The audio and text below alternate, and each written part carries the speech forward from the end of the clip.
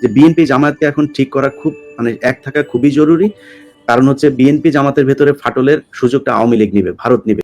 BNP এবং জামাত একসাথে না থাকলে উভয়ের মধ্যে যে রাজনৈতিক ও সামাজিক সমীকরণের পরিবর্তন হবে তা দেশের পরিস্থিতির উপর বেশ প্রভাব ফেলতে পারে। বিএনপি এবং জামাতের ঐক্যবদ্ধতা মূলত তাদের স্বার্থ রক্ষা ও রাজনৈতিক প্রতিযোগিতায় সামর্থ্য বৃদ্ধির জন্য। যদি তারা আলাদা হয়ে যায় তাহলে জনসমর্থন হ্রাস পেতে পারে, যেহেতু জনগণের মাঝে বিভাজন সৃষ্টি হবে। এর ফলে তারা বিপদে পড়তে পারে। যে বিএনপি জামায়াতকে এখন ঠিক করা খুব এক থাকা খুবই জরুরি। কারণ হচ্ছে বিএনপি জামাতের ভেতরে ফাটলের সুযোগটা আওয়ামী লীগ নিবে, ভারত নিবে। আর গতকালকে আমি একজনের একটা বক্তব্য শুনলাম, আমার খুব কষ্ট পেয়েছে। আমার খুব পছন্দের একজন নেত্রী রুমিন ফারহানা, তিনি এক জায়গায় বক্তব্য দিয়েছেন যে ছাত্রলীগকে কেন নিষিদ্ধ করা হলো, এই নিষিদ্ধ করার ক্ষমতা তো এই সরকারের কেউ দেয়নি। এটা আমার কাছে ভালো লাগে না। জামাতেও হয়তো আমার ধারণা তো একটা বিশাল শক্তিশালী একটা সংস্থা, তো এদের জামাতের ভেতরে লোক আছে, এটা আমি কনফার্ম। হয়তো ওই পর্যায় পর্যন্ত পৌঁছাইতে না পারলেও ভেতরে আছে, মিড লেভেল, লোয়ার লেভেল, এইসব জায়গাতে আছে।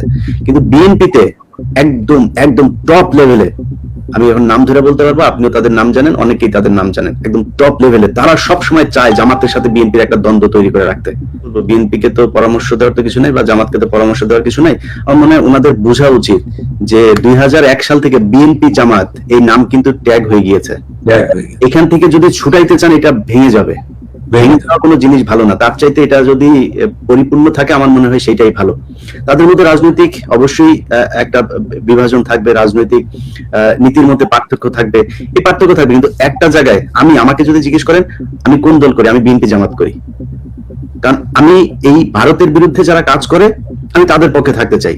আমি জীবনে আওয়ামী লীগ করবো না, কারণ তারা ভারতেরই একটা রাজনৈতিক দল, বাংলাদেশের শাখা তাদের। তো আমি তো বিএনপি জামাতকে চাই সবসময় তারা একসাথে থাকুক, তারা যে কোনো পরিস্থিতিতে তারা দেশের সার্বভৌমত্বটা অন্তত ই করবে। বিএনপির একজন মানুষ যত খারাপই হোক, তাকে দিয়ে হাসিনার কাজটা করানো যাবে না। খালেদা জিয়া যদি নাকি জামাতকে দেখতেও না পারে, খালেদা জিয়ার ভিতরে ইসলামের জন্য প্রচন্ড রকমের ভালোবাসা আছে, দেখানো ভালোবাসা না। আপনি খালেদা জিয়ার সাথে সাক্ষাৎ হয়ে আপনি জানেন যে খালেদা জিয়ার মানসিক অবস্থা কেমন, উনি কি চিন্তা করেন তার সাথে।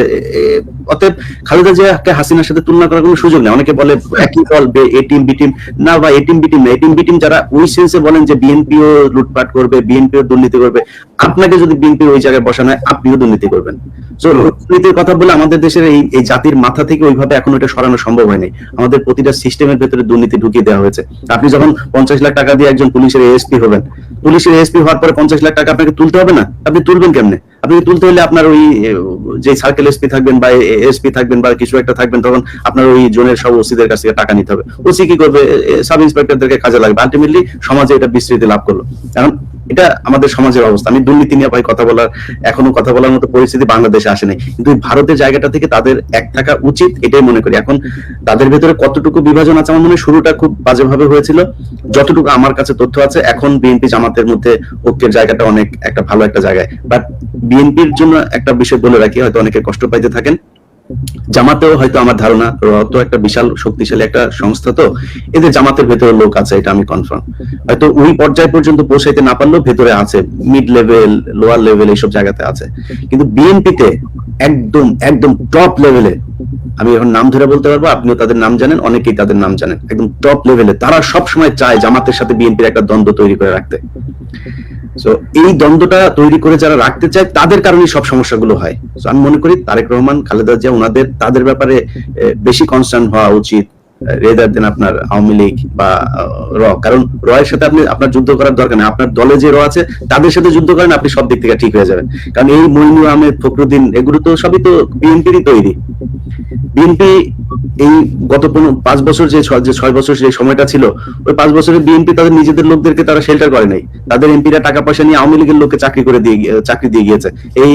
এটা প্রমাণ এই বেঞ্জি টেঞ্জি যারা কিনা বিএনপির সময় নিয়োগ পেয়েছে, তারা আজকে বিএনপির বিরুদ্ধে দাঁড়িয়েছে কেন? কারণ তারা লোক চিনতে ভুল করেছে, তারা তাদের লোককে কোনোদিন মূল্যায়ন করে নাই, এটা তাদের সমস্যা। বাট জামাতের ভেতরে এই জিনিসটা আছে, তারা মানুষকে মূল্যায়ন করে, তাদের পক্ষে কারা কথা বলে, তাদের দলে কারা বিপদে পড়লো, এগুলো প্রচন্ড রকমের। আপনি জেলখানায় যারা গিয়েছে আপনি জিজ্ঞেস করেন, জেলখানায় বিএনপির যেসব লোকজন গিয়েছে তাদের 50% আপনার জামাত হয়ে ফিরে এসছে।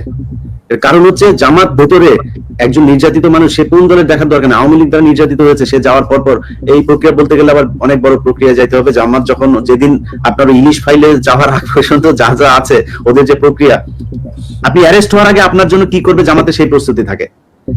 Arrest হওয়ার আগে আপনি জেলখানায় যেই শুনবেন যে অমুকে এসছে কিনা আমাদের দলের এরকম লোক এসছে কিনা, হ্যাঁ, সাথে সাথে তারা আলাদা, জামাত শিবিরের সব আলাদা করে নিয়ে যায়। তাদের জন্য এক জোড়া স্যান্ডেল, একটা লুঙ্গি, গামছা, একটু শুকনা খাবার, বিস্কিট টিস্কিট, তার পরিবারের কার স্কুলের বেতন লাগবে, পরিবারের সদস্য কতজন, কত কেজি চাল, কত কেজি আলু লাগবে, সব দেওয়া হয়। তো এখন জামাত যখন দলের জন্য এত কিছু করবে, জামাত তো করবেই মানুষ। বিএনপির সমস্যা হলো আমি তো আমার পরিচিত লোকজন বিএনপি করে, তাদের কাছে শুনেছি তো এই যে 28 অক্টোবর না ডিসেম্বর, একটা অক্টোবর সম্ভবত একটা হলো যে 28 অক্টোবরের সময় আপনার দুইজন মিছিল করার লোক ছিল না, সেই সময় আমার পরিচিত লোকজন মিছিল করেছে, তাদের এখন কদর নাই বিএনপিতে।